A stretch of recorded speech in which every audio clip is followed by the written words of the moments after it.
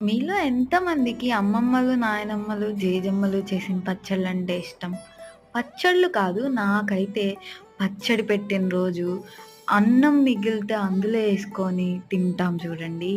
జేజమ్మ కలిపి పెడుతూ ఉంటే ఆ ముద్దలు తింటూ ఎంజాయ్ చేస్తాం. ఆ టేస్టే వేరసలు. వేడి వేడి అన్నంలో కొంచెం ఉసిరికాయ పచ్చడి, కొంచెం నెయ్యేసుకొని కలుపుకొని తింటుంటే ఉంటది. అబ్బా! టేస్టే వేరసలు. కలపడం, తినడం కూడా ఒక ఆర్టే తెలుసా?